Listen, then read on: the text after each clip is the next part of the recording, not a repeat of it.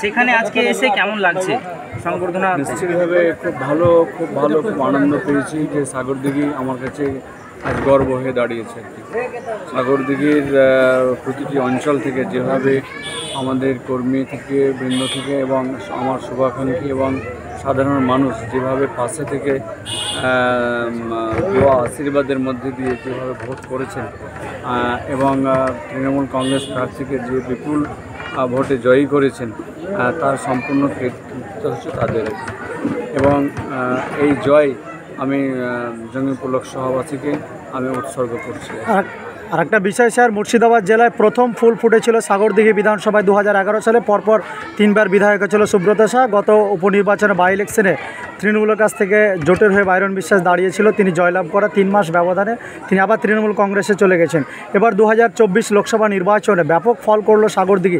তাহলে কি কোথায় প্রমাণ করে দিচ্ছে যে সাগরদিঘি তৃণমূলের শক্ত ঘাঁটি? কি বলবেন সাগরদিঘির উদ্দেশ্যে?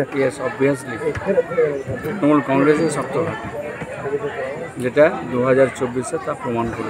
আগামী দিনে কি পরিকল্পনা আছে সাগরদিঘির জন্য? আগামী দিনেও সাগরদিঘি নিশ্চিতভাবে তৃণমূল কংগ্রেস ভালো ফল করবে। অন্যান্য জায়গায় যেটা বিরোধীদের জন্য অভিযোগ আছে যে বিরোধী পঞ্চায়েত থাকলে কাজ হয় না, সে ব্যাপারে কি বলবেন? প্রশ্নটা পরে রাখুন, আগে আমি একটা বলে নিই আজকে যে জায়গায় এসেছি।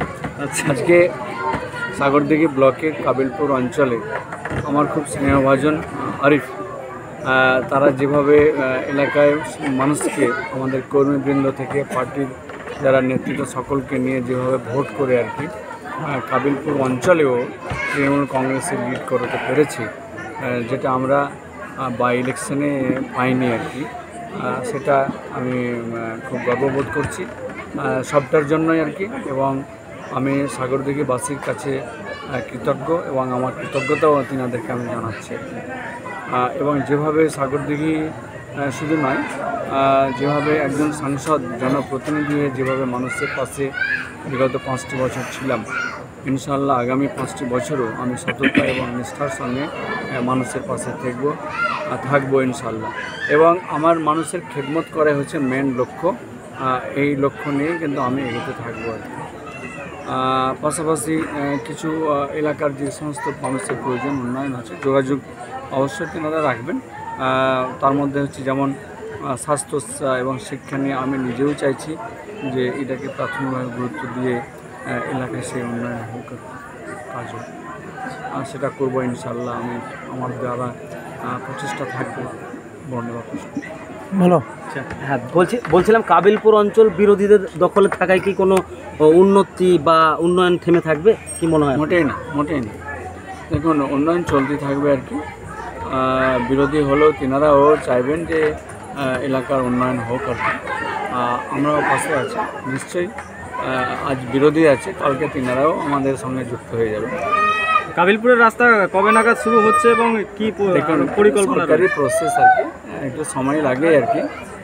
আমি জানিয়েছিলাম যে আপনারা নির্বাচিত করে নিয়ে আসুন, আমার প্রথম কাজ হবে কাবিলপুর থেকে শুরু করবো আর কি রাস্তা দিয়ে। তো আমি সেটা আরম্ভ করতে পেরেছি। সেই কাজটাকে জন্য আমি যথাবিহিত যেখানে বলার সেখানে আমি মেসেজটা করে দিয়েছি। আর একটা বিষয়, আপনার বক্তব্যের মাঝে বারবার স্বাস্থ্য নিয়ে প্রশ্ন উঠলো আজকে।